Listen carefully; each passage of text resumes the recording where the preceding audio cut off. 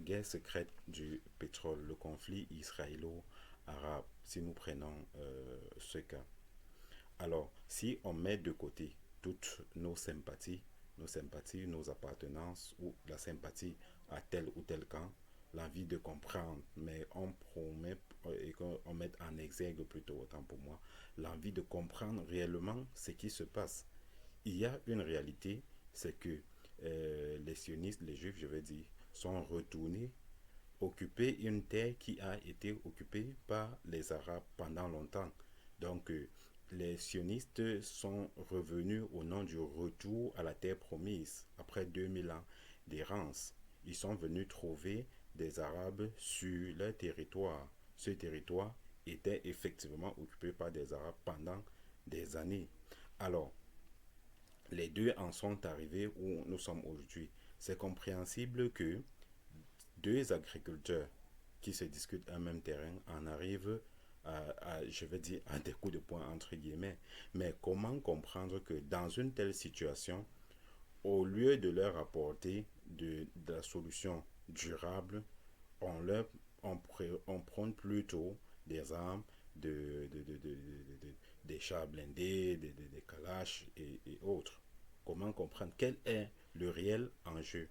En réalité, il faut comprendre que le Sinaï est en fait un désert. Le Sinaï est un désert, donc des dunes de sable. Et je ne vois pas en quoi une dune de sable est plus précieuse qu'une autre dune de sable. Est-ce que les deux ne pouvaient pas se partager le territoire? Et ou, à défaut, celui qui se sent spolié, je veux dire ici les Arabes qui se sentent spoliés puisque c'est une terre qu'ils ont occupée depuis des années. Quelle est la raison pour laquelle ils persistent dans un désert?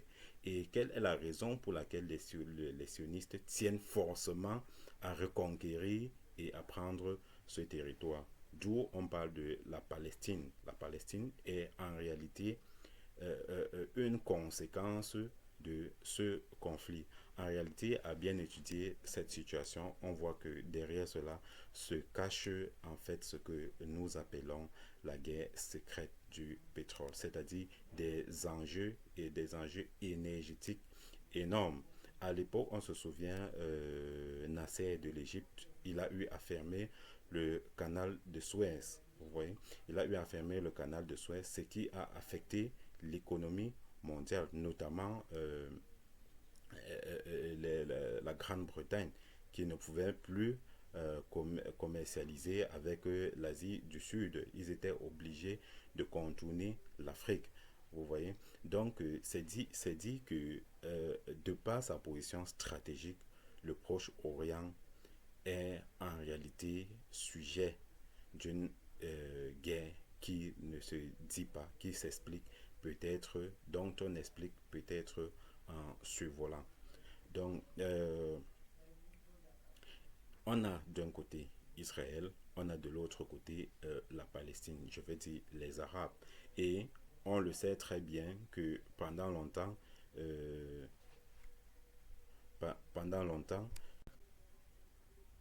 pendant longtemps, ce territoire a été occupé par des Arabes. Ok. Et les Palestiniens sont retournés s'installer. Autant les Israéliens, autant pour moi, désolé du lapsus. Comme le disait quelqu'un, il y a de la place pour tout le monde dans ce monde entier. Il y a de la place si on se la partage équitablement. Il y a de la place pour tout le monde. Alors pourquoi est-ce que les deux s'attellent à discuter, à se combattre sur du sable, du désert? Ok. En fait, c'est parce qu'il y a un enjeu politique, il y a un enjeu énergétique. Ok.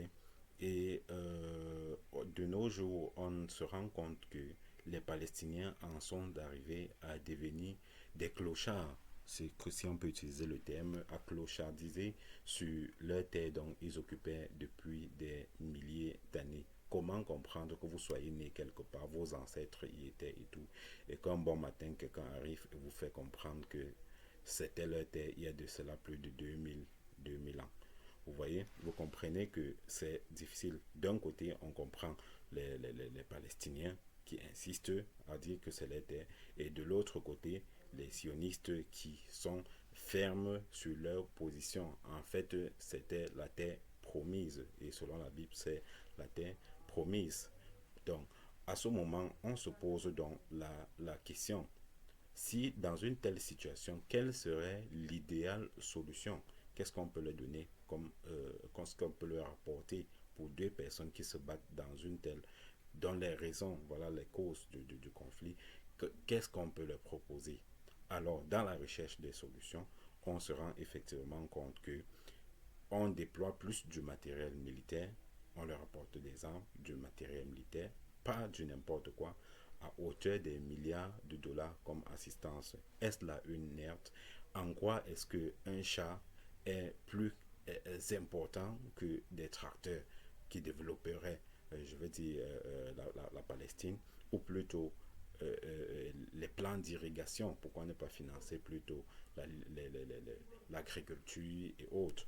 Mais on s'est versé plutôt dans la fourniture du matériel militaire à armer un camp et armer un autre camp également et les pousser au conflit. Donc, c'est dit qu'il y a en fait un enjeu pétrolier. C'est dit que cette région est certainement hyper riche en hydrocarbures. C'est dit que cette région est riche en pétrole. Qui dit hydrocarbures dit pétrole. C'est ce que je vais ajouter. Alors, de nos jours, on observe qu'on a des milliers de réfugiés. Je vais dire, je prends un chiffre aussi bas, hein, par estimation.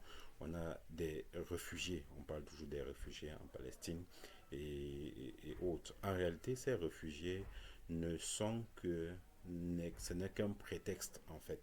Ce n'est qu'un prétexte. Derrière cela se cachent des enjeux plus grands que cela. Sinon, expliquez-moi comment est-ce que on préférerait armer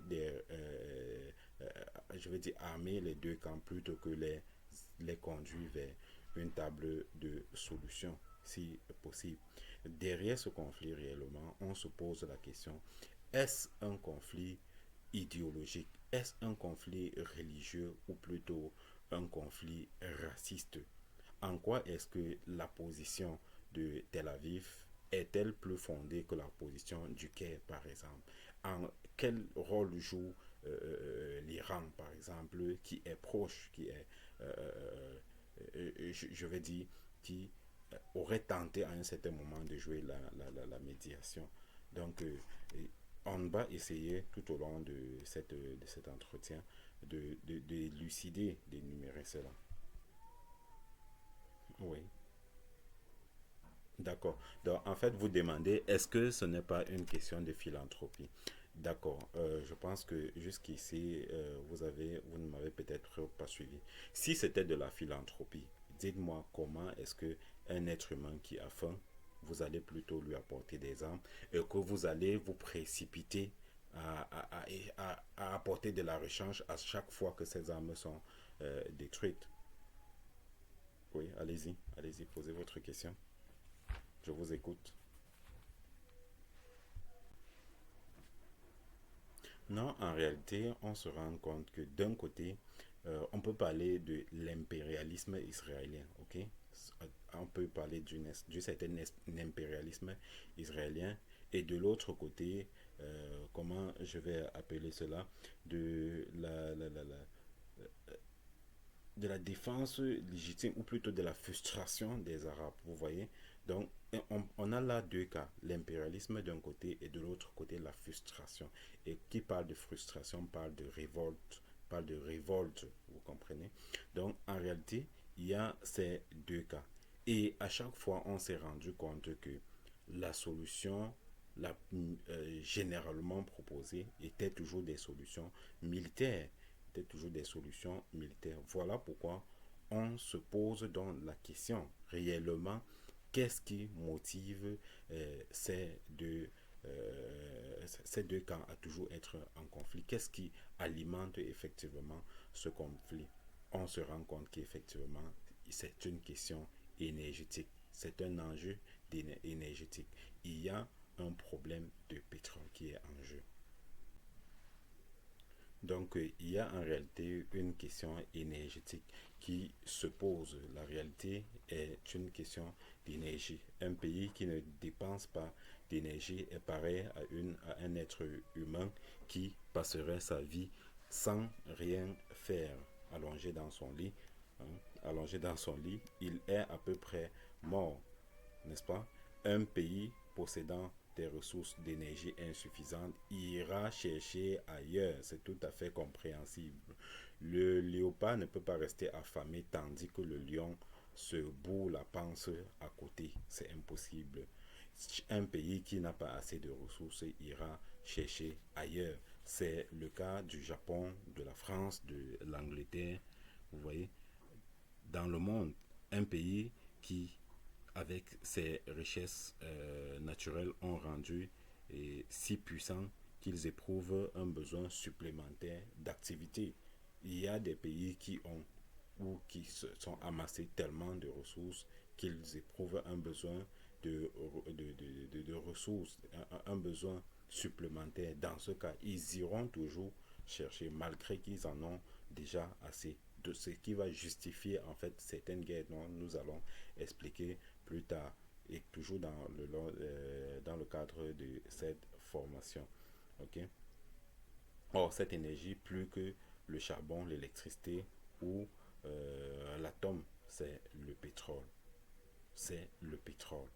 Donc, comme l'a dit quelqu'un, le pétrole est le sang de notre civilisation. Le pétrole est le sang de notre civilisation. Sans lui, les moteurs de bateaux, les avions, les chars de guerre et tout ne fonctionneraient pas. En fait, sans pétrole, tout s'arrête.